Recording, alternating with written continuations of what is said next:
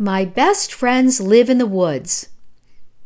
The Adventures of Albert by Anne Michelle Mracek. Chapter 32. Invitations. "I brought you some more sage," Jimmy Squirrel said as he knocked and pushed open the cave door, "just in case," he called in. Albert recognized Jimmy's voice and came running to the front door. The boys hadn't met since Larissa had vanished. Albert had left to look for her, leaving the hit-the-stick game and Jimmy mad. Now Jimmy was holding out his gift and twitching his tail nervously. "How's Jillian?" he asked most sincerely. Albert took the bundle of sage from Jimmy and stared at him in confusion. "How did you know about the sage? And how did you know about Jillian?" Jimmy looked at the floor. "I was there. I was mad at you when you left the game and went home. It wasn't long before the birds sounded the alarm. Squirrels always hear it first since our nests are in the treetops with the birds." Bluebell was in the kitchen and overheard the boys. "Jimmy, come on in, have a seat." She offered him a chair at the kitchen table. "Albert, where are your manners?" offered Jimmy a cup of tea. She smiled. "You want some mint tea?" Albert asked, placing the sage in the bowl that sat in the middle of the table. "Yeah, sure," Jimmy said, relieved Bluebell had asked him in. "So I still don't get it." Albert was now interested in Jimmy's story. "You heard the alarm, and then what?" "So, I figured since Mother Skunk was called to the fairy place, there was really a danger to Larissa. Then I felt terrible for being so selfish. I ran from treetop to treetop until I was looking down at all of you gathered there," Jimmy explained. Albert was amazed. "Wow, I had no idea." "Yeah, so anyway," Jimmy continued, "I saw how Jillian was using sage smoke." He paused and looked over to Jillian, sitting across the kitchen. "That was really amazing," he called over to her. Jillian smiled and nodded. "So, as I watched, I said to myself, they're gonna run out of sage. And so, then I ran down the tree to gather some more. I would run back and forth with a bundle of sage and just quietly drop it in one of the baskets." Albert was amazed. For once, Jimmy didn't want or need recognition. He had been supporting their efforts in the background, unnoticed. "I wondered why we never ran out of sage," Jillian smiled. The image of Jimmy Squirrel dashing back and forth to refill their baskets played through her mind. "How wonderful," she beamed. "We couldn't have done it without you," she said most sincerely. Now, Albert felt bad for ignoring his friend these past few days. He had been thinking ill of him, and all the while he should have been grateful. "Jimmy, I'm so sorry," Albert said, handing him his cup of mint tea. "Here, all this time I've been mad at you." "That's okay," Jimmy smiled at Albert. "We're still friends, right?" Jimmy asked hopefully. "Of course," Albert smiled back. Benjamin came over and patted Jimmy on the back. "You're a hero," he said with gusto.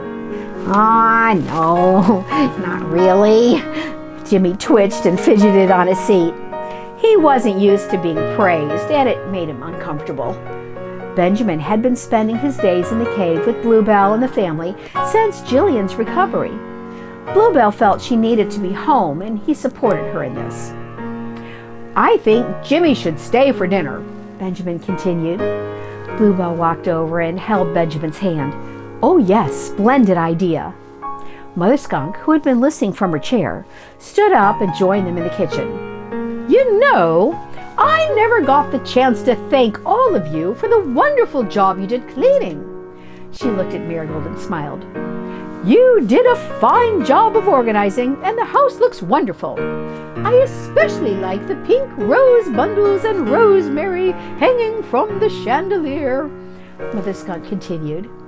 "Since the house looks so nice, and since Jillian is mostly recovered, let's have a celebration party tonight." Mother Skunk was delighted with her idea and clapped her hands with joy. Bluebell lit up with the thought. "Oh yes, let's invite everyone who called Larissa home," she clapped.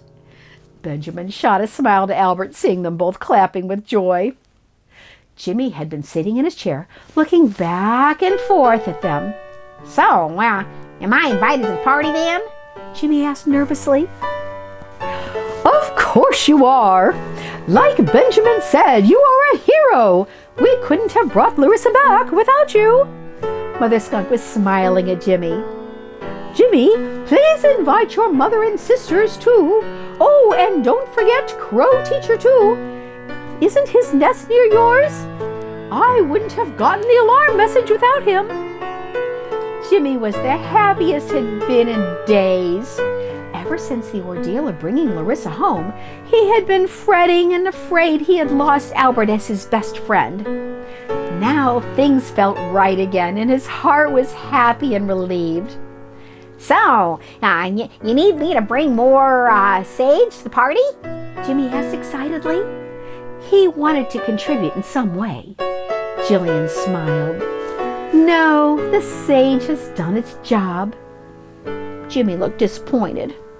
Seeing his mood dampen, she added, "But some lavender would be lovely if it's not too much trouble." Jimmy was thankful to have something to contribute.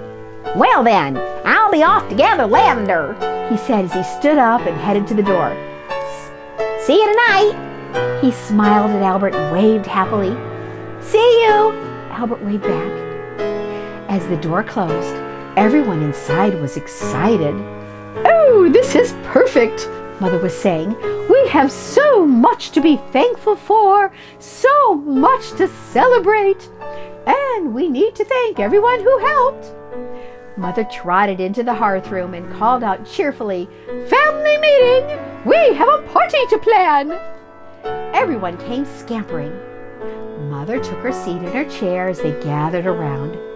"First of all, let me thank all of you for the lovely job you did cleaning. I never got the chance to thank you."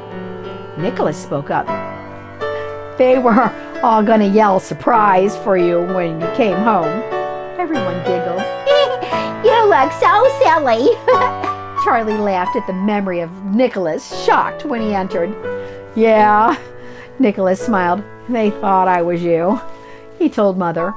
"Well, thank you all," Mother continued. "Where's Daniel?" Mother said, looking about. "Here," Daniel called out. "Daniel, I owe you some gingerbread cookies," Mother smiled. "Yippee!" Daniel jumped up. Charlie jumped up too, and they started chasing each other around the room, yelling, "Cookies! Cookies!" Mother laughed. Abigail got up and went to corral them. "So, how big a party are we talking about here?" Benjamin asked with a glance toward Albert. "Oh, I want to invite the bunnies. I never did get to play with Gabby," Larissa spoke up. "Could I invite Clara and her parents?" Albert asked Mother hopefully. "Oh, yes, I'd like to invite my parents too," Benjamin said, trying to look casual. "Anthena and her parents and Owl just have to be here," Jillian added enthusiastically. Mother Skunk laughed. "And I want to invite the Beavers," she added. "Mrs. Beaver is expecting. I forgot to tell you," she exclaimed. "Really? Wow! Hooray!" They were all excited at the happy news. "So, I guess it's going to be a big party," Mother said, thrilled. "I want to invite Chitty Witty," Charlie said, crawling up on Mother Skunk's lap. "Oh, you do you?" she laughed. "Well, okay then," she said, smoothing the fur back from his forehead. "Thank you, Mama," he said, wriggling up to give her a big wet kiss on the cheek. Then he slid off her lap and ran to play with Daniel. They were almost the same age and great playmates. "Well, everyone head out to invite your guests," Mother said, waving her hands. "Remember the new rule, travel by twos or more," Bluebell added strongly. "Meeting adjourned!" Mother clapped. "Out you go!" And with that, They all started to talk at once, making their plans. Larissa wanted to go invite Gabby and the bunny family, but honestly, she was a bit frightened to go too close to the fairy place again. It felt right to ask Nicholas to go with her. "Will you come with me to invite the bunnies?" Larissa asked Nicholas. "I'm afraid to go too near the fairy place by myself," she confided. "Sure, I'll go with you," Nicholas said. They both grabbed a basket from the pile as they headed out the door. Mother Skunk had them all trained now to gather tasty this and that's every time they went out.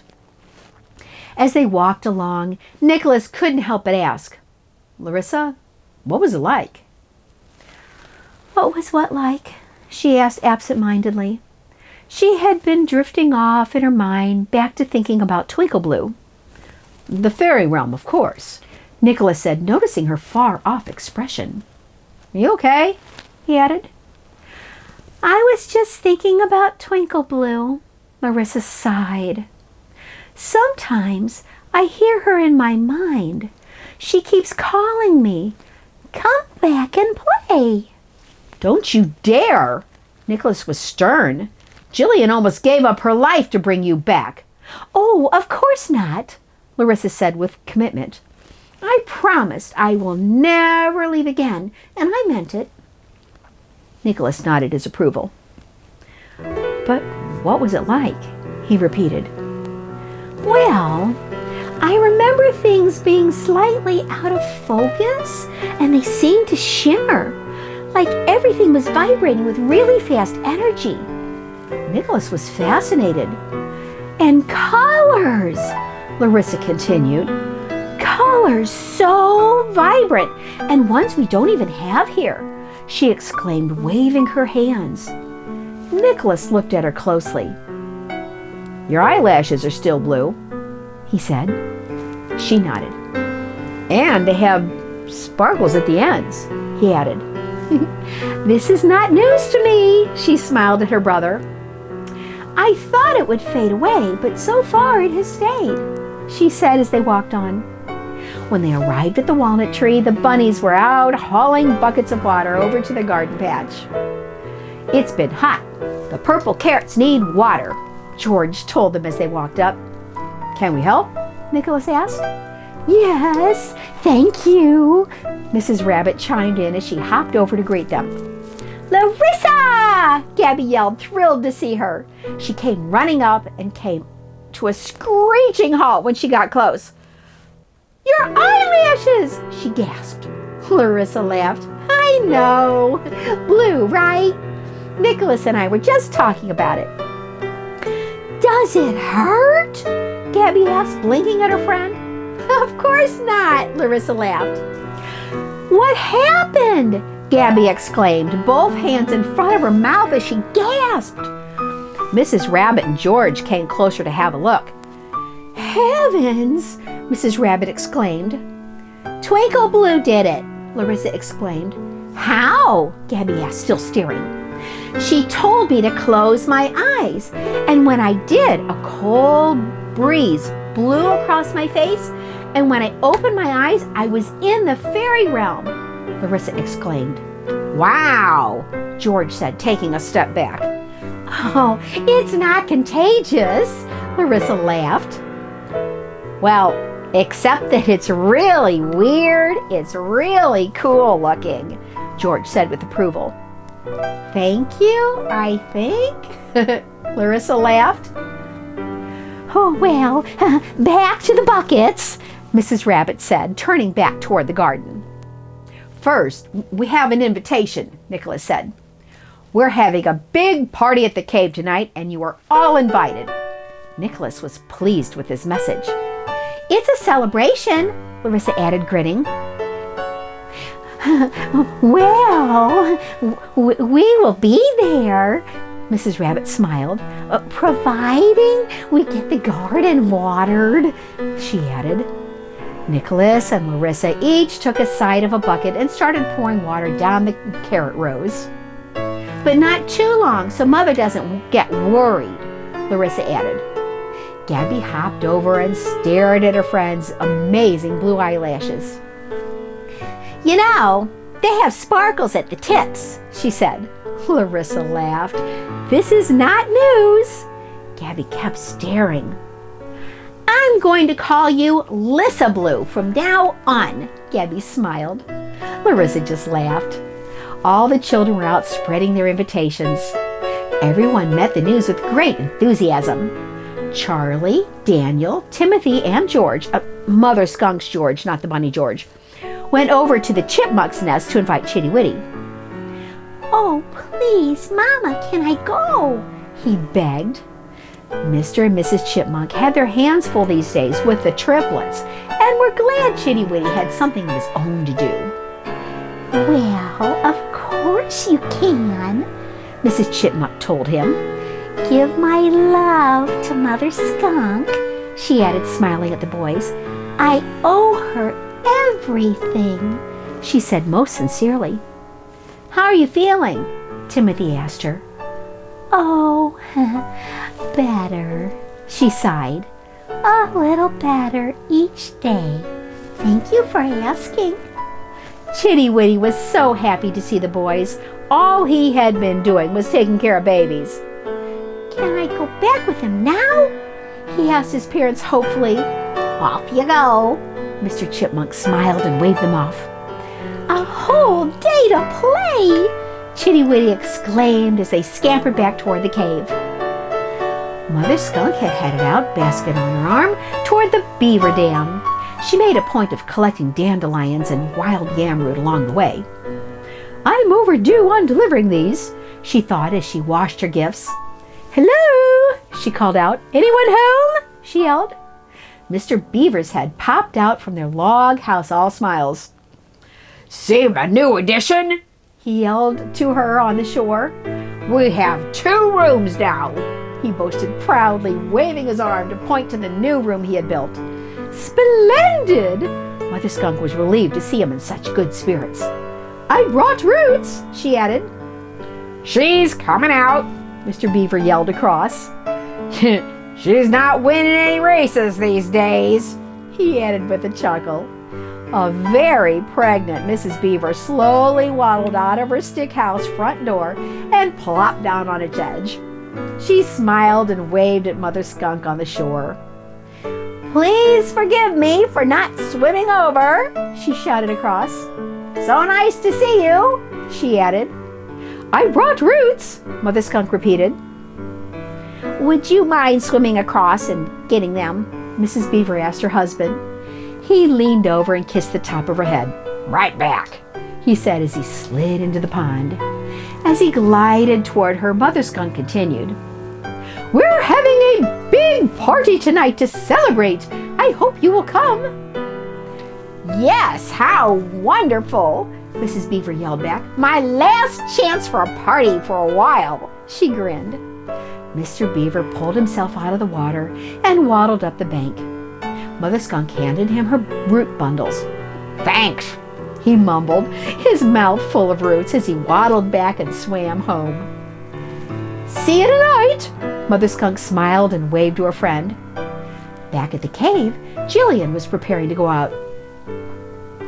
Are you sure you can manage it? Bluebell asked, worried. Jillian smiled. I'm sure. I must invite Anthena and her family in person. They're like my second family, you know, she added, and Bluebell nodded. I'll go with her, Molly jumped up. Me too, Rosie joined her. Well, all right then, Bluebell agreed. Just take your time and no running, she cautioned as they went out the door. Benjamin came over and hugged Bluebell. I'm off then, he said, smiling. Where to? She asked. To invite my folks. He smiled and stepped out, not waiting for her to reply. Albert took this as his cue. I'm off to Clara's, he said, and quickly made his escape. He hurried to catch up to Benjamin. I'm asking her tonight. Benjamin was so excited he could hardly contain himself. Soon I can call you brother, he beamed at Albert. It will be so perfect to have everyone there. Would you mind if I asked Clara to promise to me tonight? Albert smiled at Benjamin. I don't want to steal your thunder, he added. By all means, ask her, Benjamin grinned. We can share one of life's happiest days. Benjamin was sincere. A bond is brothers. Albert was relieved. He had wondered how to make this public without hurting any feelings. His heart was light as he scampered off toward the forsythia thicket where Clara lived. When he arrived, Clara and her mother were both out picking raspberries, just a short way from their front door. There's that handsome young man, Clara's mother greeted Albert as he approached. Mother, Clara said, embarrassed. Albert just grinned. I have an invitation, Albert announced. We're having a party at the cave tonight to celebrate. I would love it if all three of you come. Clara was thrilled. Oh, a party! Please, yes. Let's go, can we, Mother? Clara asked, putting down her heavy raspberry basket. Certainly, Clara's mother smiled. Tell Mother Skunk we will bring raspberries. Thank you, Albert smiled back. Well, I'll let you get back to work, Albert said. I'll walk with you a bit, Clara said, looking to her mother. She nodded. Run along. They walked side by side with small talk for a while. Who else is coming to the party? Clara was asking as they walked along.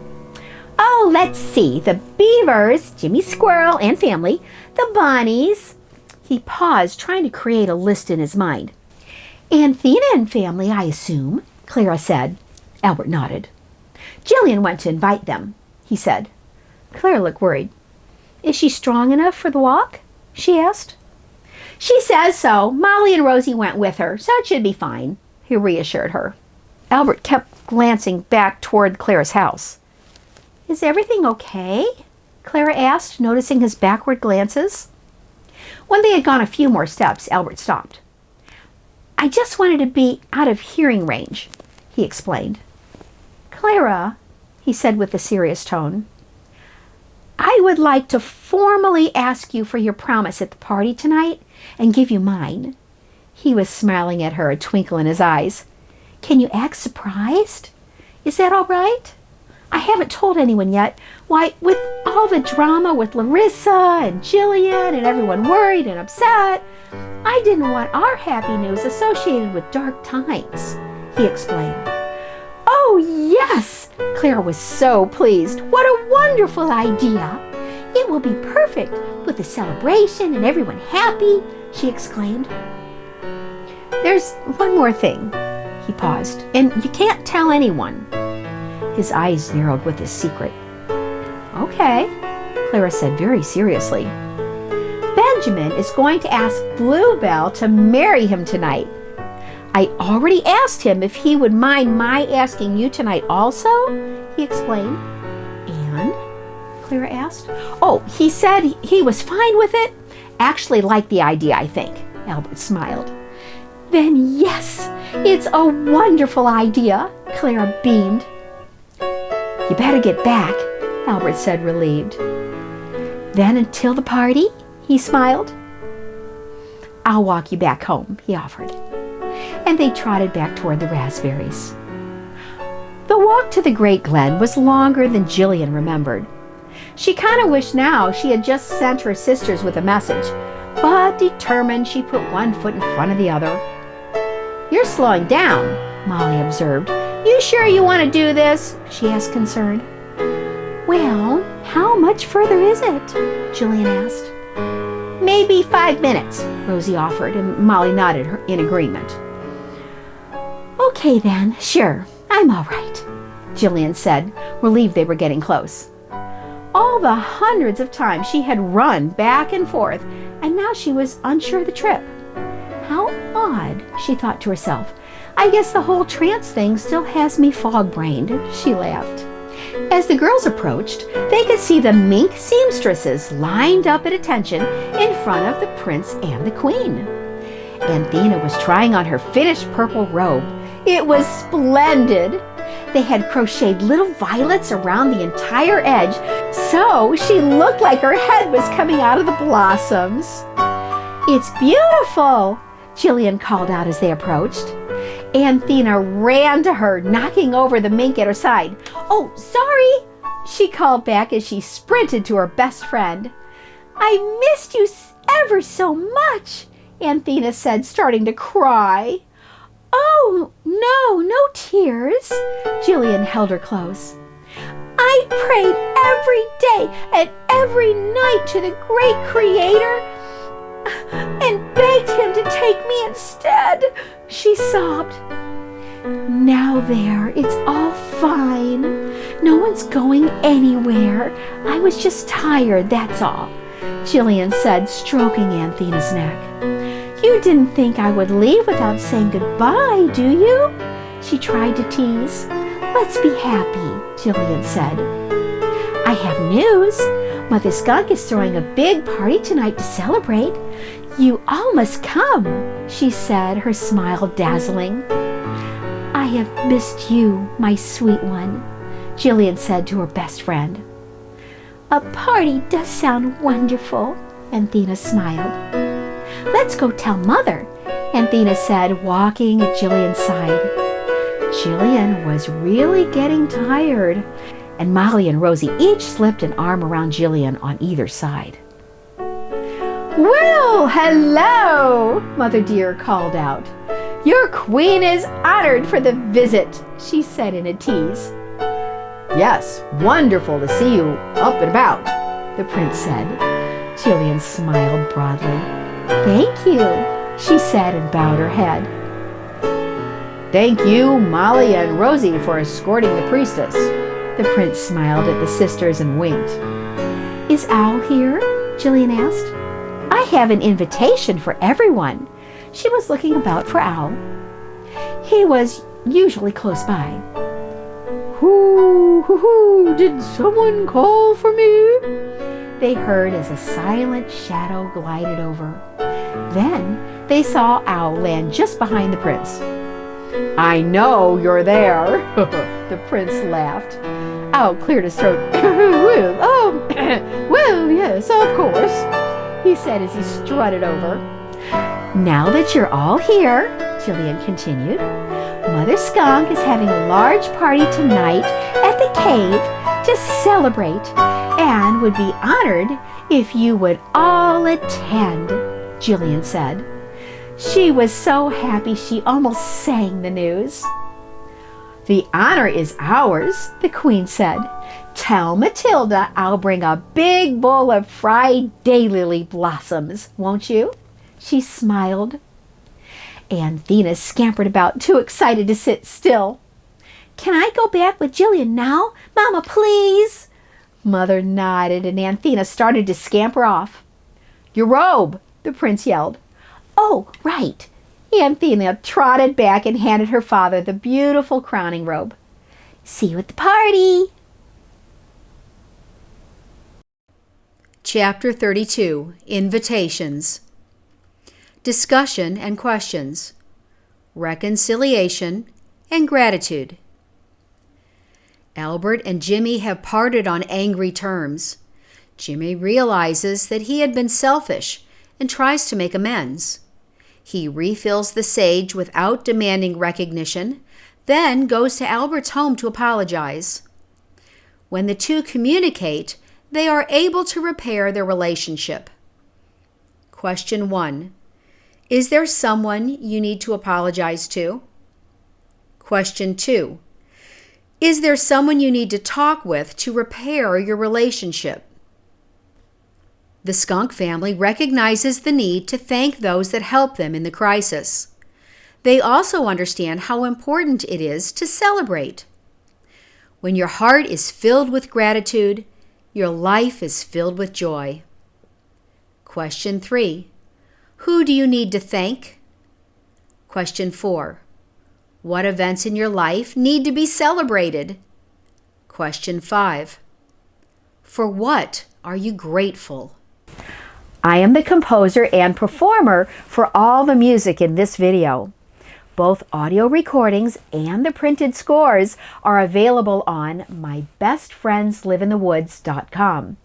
I will provide the link below. The painted illustrations are also my creation. Prints are available on mybestfriendsliveinthe.woods.com. This is a novel. The chapters are meant to be heard in the order in which they were written. And while each chapter can stand alone, they do build as new characters are introduced and past events are referred to. Please be sure to like, share, and subscribe.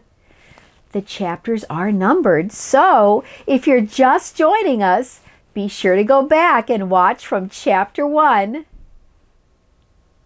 In a dream, in a trance, my spirit